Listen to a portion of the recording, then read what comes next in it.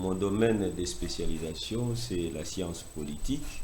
Et ces faits qui est lié au changement, modification, révision, ne peut pas nous passer inaperçu, surtout que c'est nous qui sommes les pères biologiques qui donnons forme et organisation à l'État en lui dotant des règles qu'il faut afin d'organiser mieux la société. Et parmi les règles que les politologues participent aussi dans le cadre de l'élaboration, il y a notamment la Constitution. Alors il est presque normal qu'un politologue de mon rang puisse débarquer dans ces plateaux et pouvoir en parler. Alors, puisque la question m'a été posée de savoir s'il s'agit de la volonté populaire ou un calcul politique. Ou des calculs politiques. Et tout juriste qui se respecte, je ne le suis pas bien sûr, doit s'appuyer sur ce qui est écrit pour pouvoir dégager l'argumentaire. Et ici, j'ai ma constitution parce qu'il s'agit de ça. Et vous allez comprendre que vous aurez votre réponse.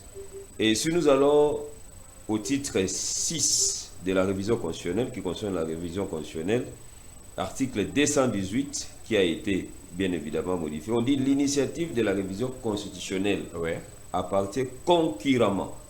C'est qu'il y a beaucoup de gens qui interviennent si on veut réviser la Constitution. Concurremment entre qui et qui? Entre le président de la République, au gouvernement après délibération au Conseil des ministres, à chacune des chambres du Parlement à l'initiative de la moitié de ses membres, c'est-à-dire il y a 500 représentants, et à une fraction, c'est-à-dire une partie du peuple congolais, à l'occurrence 100 000 personnes s'exprimant par une pétition adressée à l'une de deux chambres.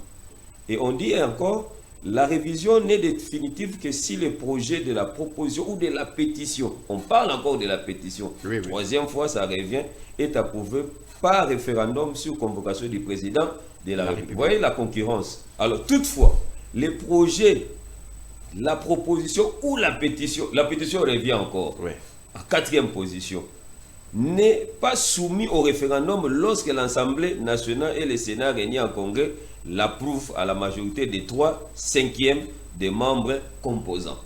Voyez-vous? Donc, vous m'avez posé la question de savoir, est-ce un calcul politique ou une volonté populaire? La réponse est claire, c'est une volonté populaire, le changement. Pourquoi? Parce que si vous arrivez à lire et relire cette disposition, article 218, vous verrez qu'au-delà de la concurrence qu'il y a entre les chefs de l'État et l'Assemblée nationale et le Sénat, c'est-à-dire le Parlement, le président de la République en tant qu'institution et la population, dans la fréquence, vous voyez que la pétition revient à plusieurs fois. Mais la pétition est initiée par la population, ce qui n'est pas le cas aujourd'hui. Comment parlez-vous de cette volonté populaire? Voilà, alors je réponds à ces deux questions. Je dois réagir pour dire la population demeure le socle de tout pouvoir parce que c'est le souverain primaire. C'est la population qui incarne le vrai pouvoir que tous ces mondes que nous avons cités, qui sont en concurrence avec la population, sont bénéficiaires notamment de sa légitimité. Donc, c'est déjà une volonté populaire de départ. Alors, la question que vous avez posée tout à l'heure, vous avez raison de ce que vous avez observé, mais vous et moi, nous avons suivi le chef de l'État quand il était à Lubumbashi, le jour où il a prononcé le discours, qui peut m'empêcher? Si vous vous rappelez de ces fameux discours, il est allé vanter les actions de Jacques Kabou, là-bas, et à la limite, il a dit quelque chose qui a interpellé tout le monde. Mais qu'est-ce que le chef de l'État fait? Ça a énervé même. Ça a énervé certaines personnes. On ne va pas citer les noms déjà ici pour faire la publicité, mais nous rappelons les faits.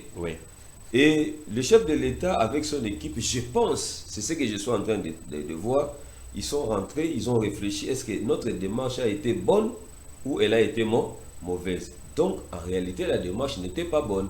Et tout récemment, dans son conférence de presse qui a été convoquée et qui a créé polémique entre Gaulois et Wario. Sur différents points d'ailleurs. Et le chef de l'État s'est rétracté, ça c'est moi qui l'ai dit, en disant que si vous parlez du premier mandat et que cela venait de la population, je pense... Son troisième mandat. Je peux m'y pencher. Je peux adhérer et je peux aller. C'est-à-dire une façon de reconnaître que... Le pouvoir du peuple. Le pouvoir émane d'abord de la population. Oui, oui. Donc la base, c'est la population. Et c'est à la population qu'on doit s'appuyer constitutionnellement parlant. Et l'article 218 en prouve à suffisance. Donc dans la fréquence, vous voyez que c'est la population qui a presque le monopole du comment les choses doivent être déclenchées. Quand le chef de l'État dit, j'attends que cette population, et si jamais cette population se prononce que moi, Félix, puisse briguer un troisième mandat, je suis partant. Mais tout se fera par référendum.